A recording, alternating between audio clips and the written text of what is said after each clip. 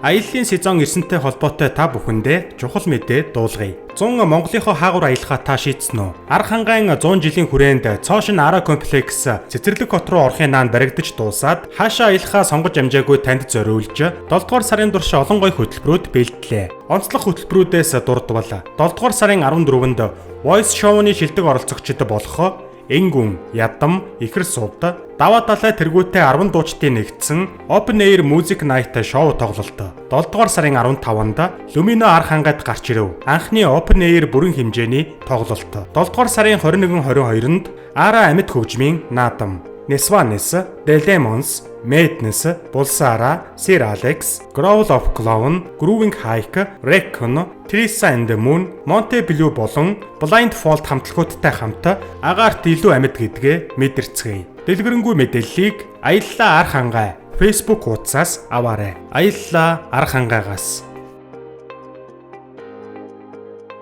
Girl from Nowhere цувралын 2 дугаар бүлгийн 7 дугаар анги Genix сошиал медиагаар лайв хийх бөгөөд Nano хэн нэгэн байхын тулд юу хэрэгтэй вэ? Алдар нэр үү?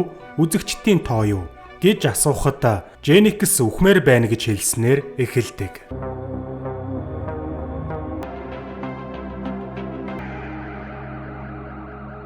Genix лайв хийж хичнээн их даалгавар хийх ёстойгоо хамтдаа даалгавраа хийцгээе гэх мэтээр ярина. Энэ үед эцэг эх нь камерны ард түүнд самбар дээр хичээлийнх нь хариуг бичиж өгч Genix ивент тэтгэгч байгууллагынхаа жүүсийг ууж хариуг нь олчихлоо гэх мэтээр түүний лайв үргэлжилж байлаа.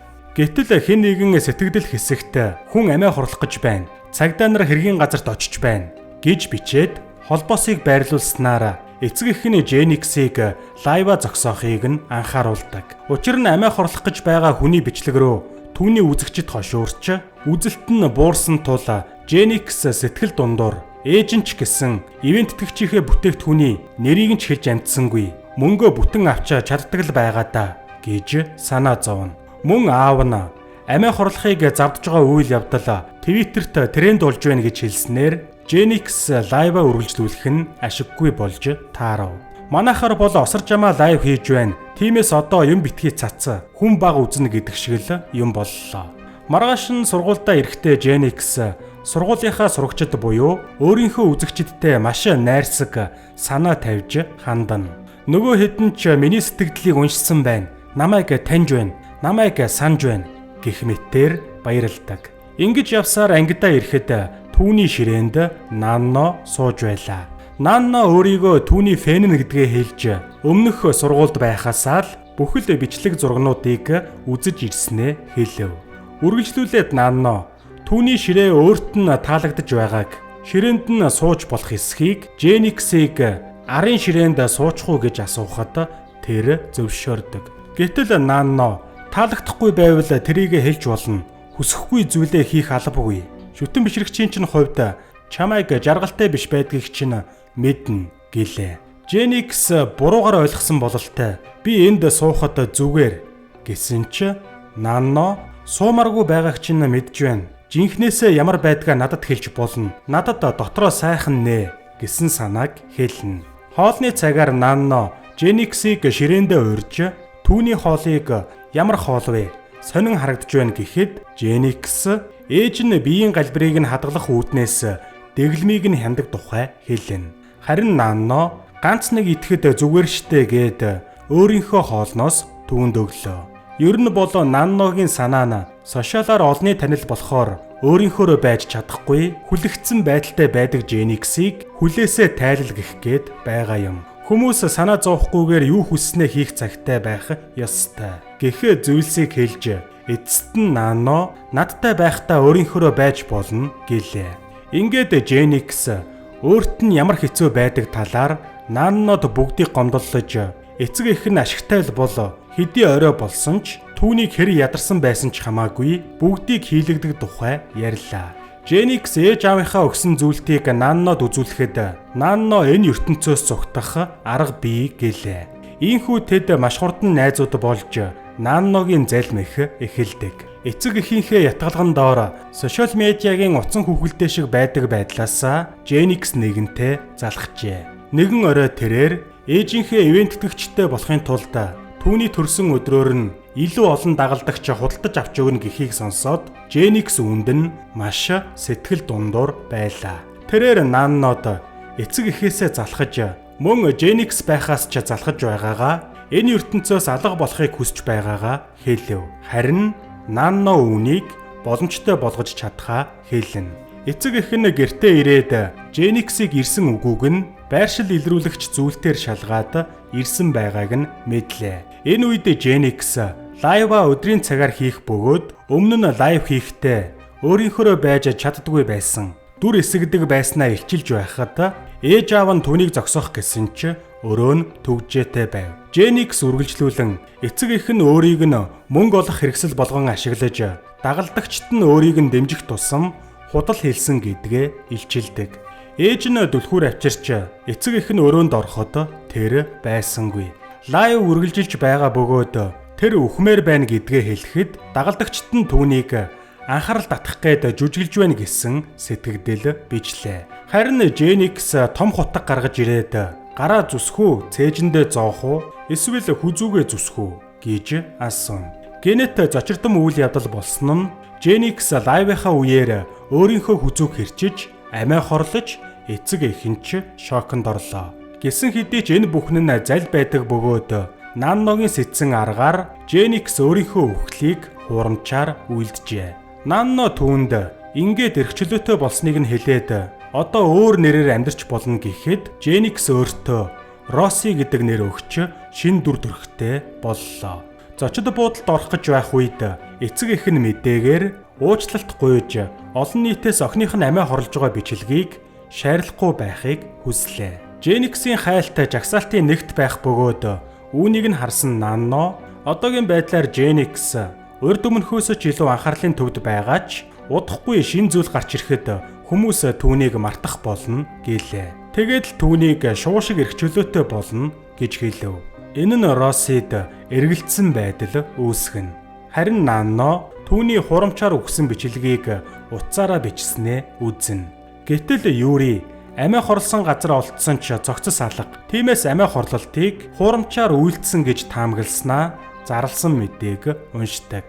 Гэтэл маргааш нь Жениксийн үхлийг хурамчаар үйлдсэн гэсэн таамаг дарахж эхэллээ. Росси Нанногоос бүхөө улам өрөө арилгаагүй билүү гэхэд буцаагаад хэн нэгэн тавьчихсан бололтой гэж Нанно хэлв. Юри тэдний ашигласан өрөөг нь буцаагаад тогтжуулжээ. Юри зурагтаар өөрийгөө Жениксийн дотны найз байсан тэр амиа хорлох хүн биш. Магадгүй энэ бүхний ард нэг хүн байгаа байх гэж ярьдаг. Үүнийг нь үздсэн Росси дотн найз битгий хэл царайг нь анхудаа харж байгаагаа хэлэхэд Нанно инээмсэглэв. Мөн Юри хуурамч амиа хорлсон хэргийг мөрдөх ажиллагаагаа баримтжуулахын тулд өөрийн гэсэн сувагтай болсноо зарладаг. Росси бухимдаж Нанногоос одоо яах ёстойгоо асуухад Нанно хариуд нь Женикс одоо оршин байха болсон. Санаа зовх зүйл байхгүй гэв. Росси Юригийн хурамч өрөө байсныг нь мөн өрөөнөөс гарч явсан хөлийн мөрийг нь илчилсэн лайвыг нь үзэж байтал Юри түүн рүү залгаж уулзъя. Чамайг энэ байдлаас гаргах гарц байна гэлээ. Юри Росси хоёр уулзлаа. Юри утсаа харан Жениксээс хэрхэн Росси болсныг нь хэлнэ. Үсээ засуулсан, шивэстэй болсон, пирсинг хийлгүүлсэн, шинэ хувцас авсан. Чиний Жениксээс хэрхэн Росси болсон бүх зурагнууд надад бий. Чамтай хамт байгаа Нанног аюултай гэдгийг мэднэ. Би энэ зурагнуудыг Нанногийн iCloud-аас хакердж авсан юм гэлээ. Росси болсныг нь мэдж байгаа ганц хүн бол Нанно. Тиймээс түүнийг ал гэдгийг далд утгаар хэлээд зураг бичлэгнүүдийг нь устгаж байгаагаа харуулдаг. Россиг өрөөнд орж ирэхэд Нанно түүнээс дахиад Женикс болохыг хүсэж байгаа юм уу гэж асуулаа. Харин Росси гэрээ санаж байгаа бололтой гэдгээ хэлэхэд Нанно нөгөө инээ дээрээ инээж аав ээж чинь үргэлж чамайг сааж амьдардаг байсан газар гэлээ. Оройн Росси Юригийн лайваар түүний хэргийг үргэлжлүүлэн мөрдөж байгааг үзнэ. Хэргийн газар хоёр хүний мөр байсан. Гэхдээ зэргээр лайваараа Юри ярьж Женикс амьд гэж түүнд дарамт үүсгэв. Энэ үед Нанно босч ирэхэд тэр түүнд буруу сонголт хийж Росси баймааргүй байна гэдгээ хэллээ. Гэтэл Нанно өмнө нь хэлсэнчлэн одоо чамд буцаж харих гэр байхгүй. Ганцхан арга байгаа нь намайг хөнөөх гэж хэлээд том хутга гаргаж ирэв. Ингээд Женни Нанногийн хүзүүг зүсдэг. Росси Нанног хөнөөснөө хэлэхэд Юри түүнд юмнуудаа нураагаад өөрийгөө зүсээд Нанногийн гарт хутгыг бариул. Бие хамгаалсан мэт болго гэж зөвлөв. Жениксийг явсны дараа Нанно амьд байгаа нь тодорхой болдог. Женикс зочирдсон дүр эсгэж лайв хийхэд Юри түүнтэй холбогдож Нанног түүнд юу хийсэн талаар асуулаа. Гэтэл Женикс намайг тамалсан, энэ бүгдийг хүчээр хийлгэсэн. Тэр ч байтугай өөртөө нь хүчээр бэлгийн харьцаанд орохыг шаардсан. Над руу дайрсан, осол байсан шүү хүмүүсээ гэж жүжиглдэг. Гэтэл түүний дагагчид нь түүнийг хуурамч жинхэнэ Женикс эргэн ирсэн гэх зэрэгээр сэтгэгдэл үлдээн. Гэнэт Нанно Жениксийн сувгаар лайв хийж өөрийгөө Женикс эргэн ирлээ гэж зарладаг. Өрөөнийх нь бүхэл зураг Нанногийн зургаар солигджээ. Женикс гэртээ ирэхэд Нанно гэр бүлтэй нь хоол идэж байв. Эцэг эх нь Нанног өөрсдийнх нь окно гэх бөгөөд Женикс улам бүр бухимдана. Нанно түүнд надад эцэг эх хэрэггүй гэж хэлсэн түүний үгийг санууллаа. Нанно Жениксийн амьдрал дээрх байр суурийг эзэлжээ. Бүх хүний нүдэнд Нанно Женикс болж харагдаж байгаа. Эцэст нь Женикс Нанно руу амьдралыг нь сүрүүллээ. Би чамайг алсан байхад яагаад энд байгаа юм гэж дайрав. Нанно инээж амьдралаа сүрүүлсэн хүн нь чи өөрөө. Чи л Жениксийг өөрөө хөнөөсөн гэлээ. Нанно хүн бүрт энэ бүхнийг дамжуулах камер байгаа эсхийг Жениксийн ааваас асуув. Лайваар Нанно хохирсон Жениксийн дүрд тоглож, дагагчид нь түүний талд орж жинхэнэ Жениксийг луйварчин гарна дуудана. Ингээд Жениксийг цагдаа нар баривчлалаа. Женикс Нанногоос миний хийсэн буруу байсан юм уу? Ингэтлээ хол явах хэрэг байсан юм уу гэж асуугаад гүйв.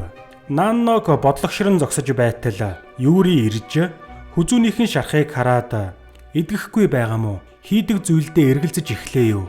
Тэгэхээр чи мөнх бус гэсэн үг бидтэй гэж асуугаад явдаг. Харин Нанно хүзүүнийхээ шарханд хүрснээр энэ удаагийн анги төгссөн.